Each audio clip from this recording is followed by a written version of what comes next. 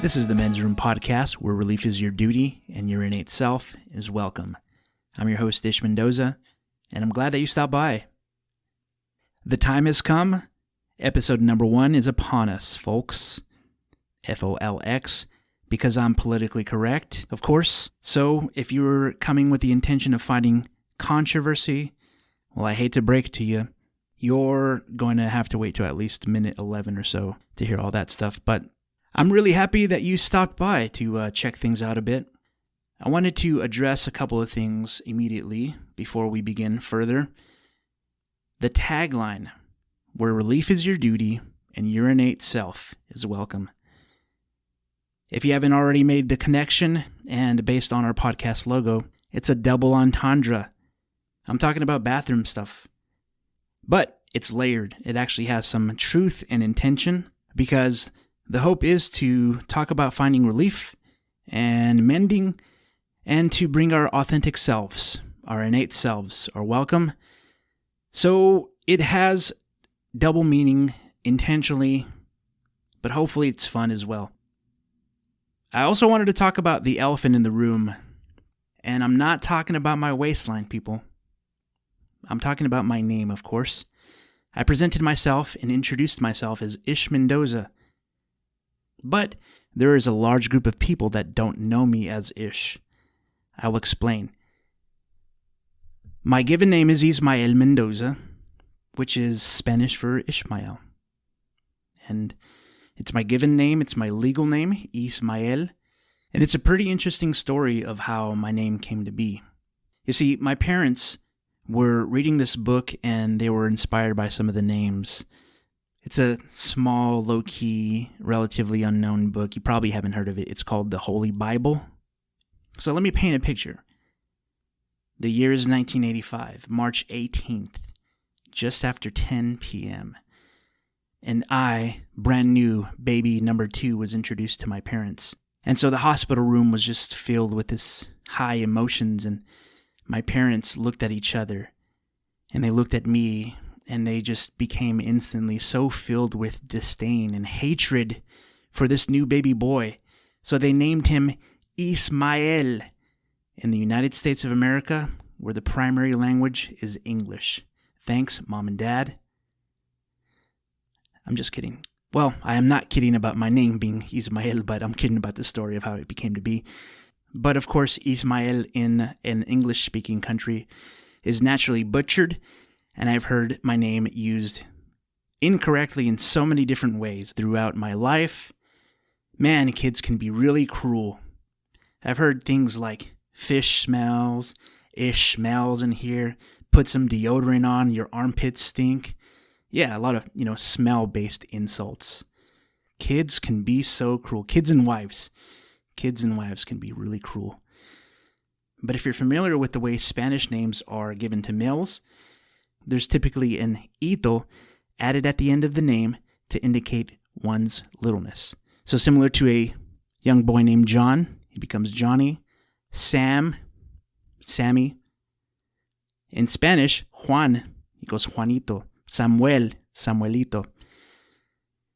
But the trouble, of course, is that Ismaelito is not a real thing, and it's not a frequently used name. So through baby talk, my older brother blessed me with the name Chito.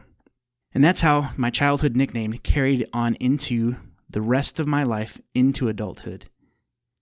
And there are various other ways that people have given me names. Of course, Chito, in English, Cheeto. But like the great prophet Jay-Z once said, allow me to reintroduce myself. My name is Ish.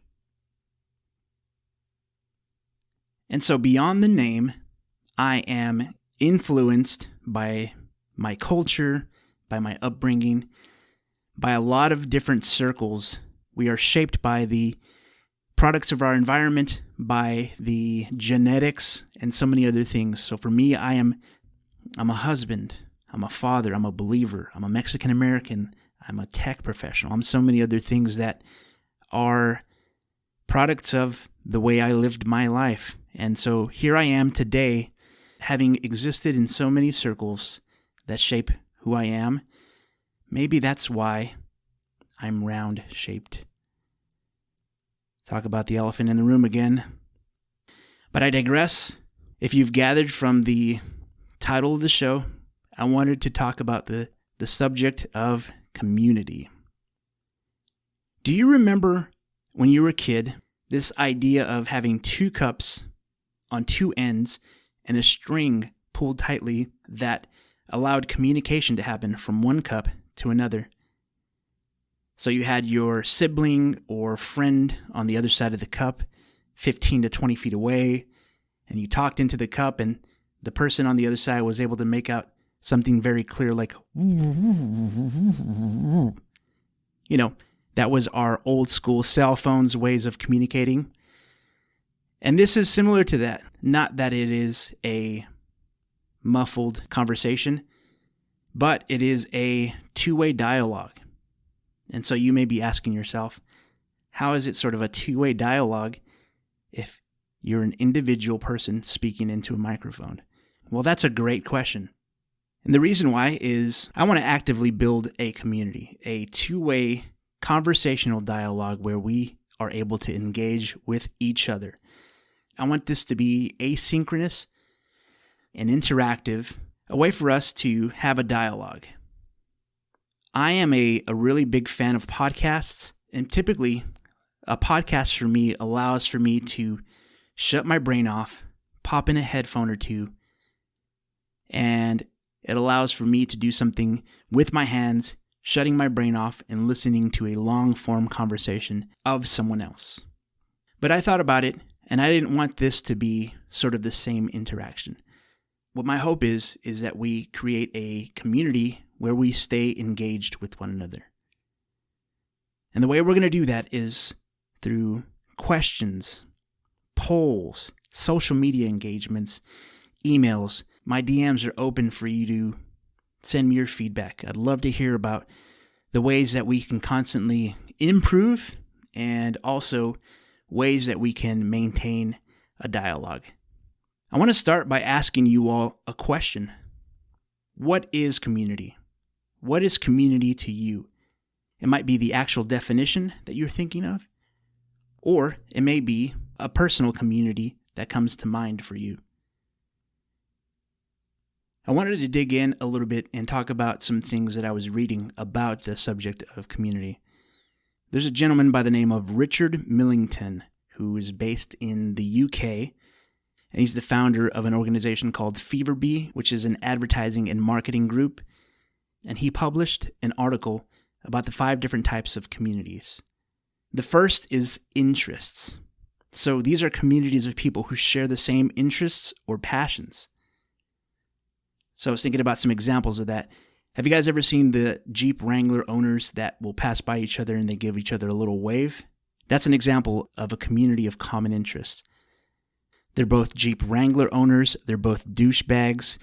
I'm just kidding. I know a few Jeep Wrangler owners, and I actually also like Jeep Wranglers as well. But there's other things like people that play Dungeons and Dragons, people that are fans of the same sports teams. There's a ton of different examples of these communities that share a common interest.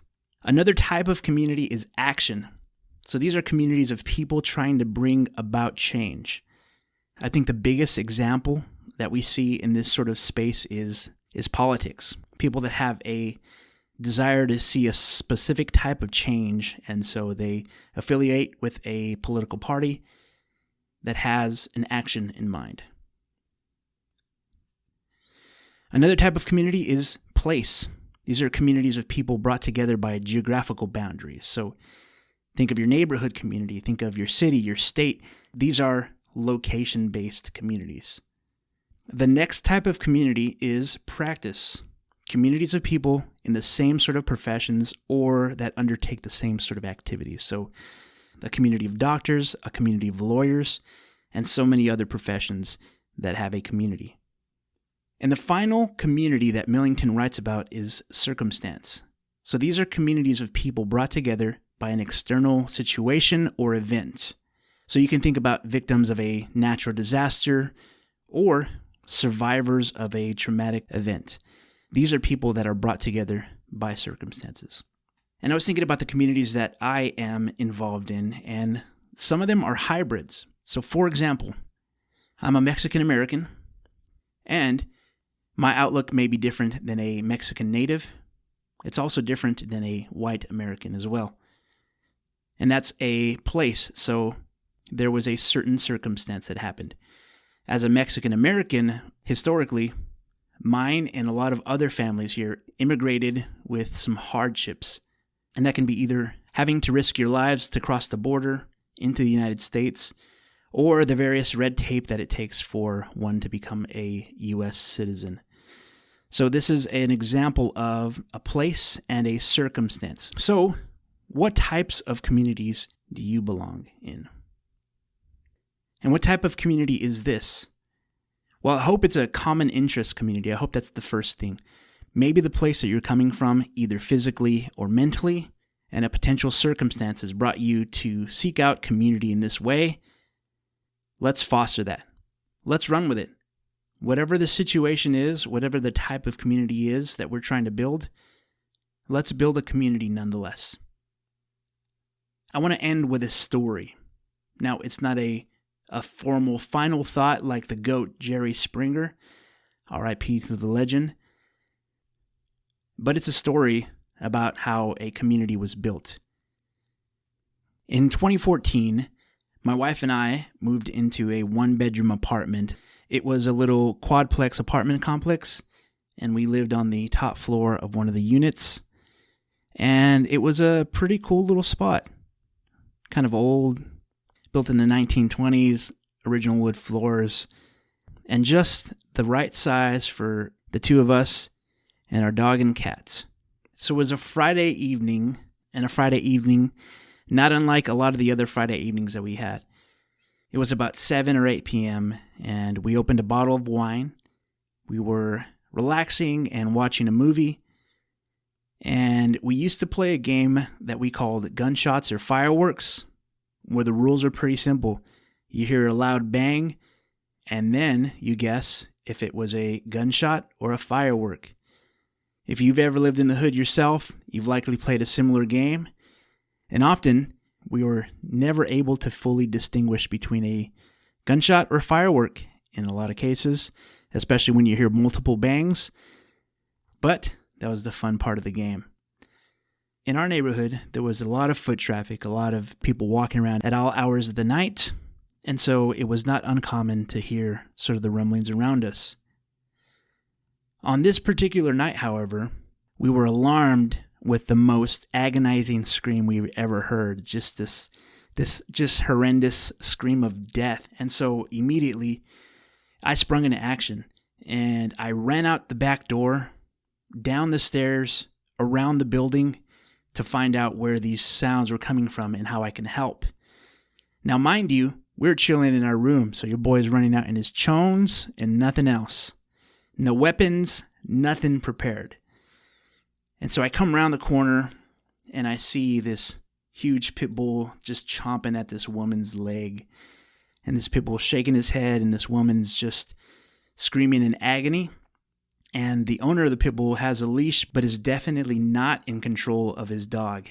And so I sprung into action. I immediately went and started trying to help yank the dog away, trying to make sure this dog was not going to get to anyone else. And I noticed at the time a couple of things. Number one, the community around us just came together.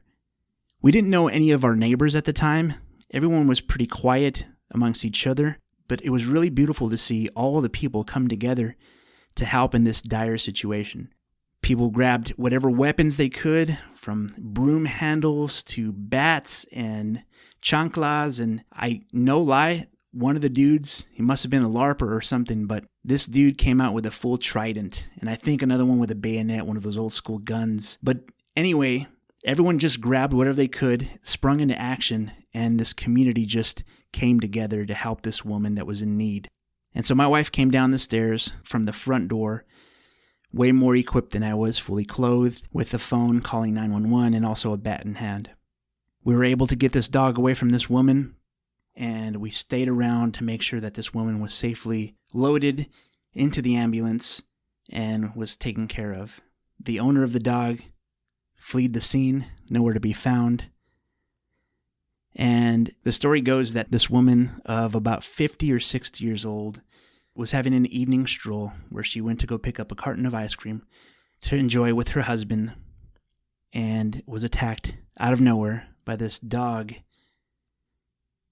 And it was a very sad story. The end result, though, was that a community just sprung into action, where we, for the most part, never talked to any of our neighbors. We're immediately bonded by this situation.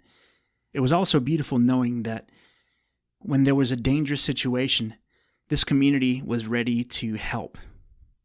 And so what was a very tough situation emerged a community of people that just wanted to help. My instinct is to take this genuine story and this serious moment and completely ruin it with a lame joke, but I'm not going to do that this time. This time, I'm going to leave you with that thought and ask you this question. What kind of community are you building around you? And there we have it, folks. Episode number 1, officially in the books. And for those of you that are still listening at this point, thank you so much. Thank you for being a part of the journey. And I hope to continue the adventure together. And so with that in mind, this is Ish Mendoza signing off. And this is the Men's Room Podcast, where relief is your duty and your innate self is always welcome. Let's go.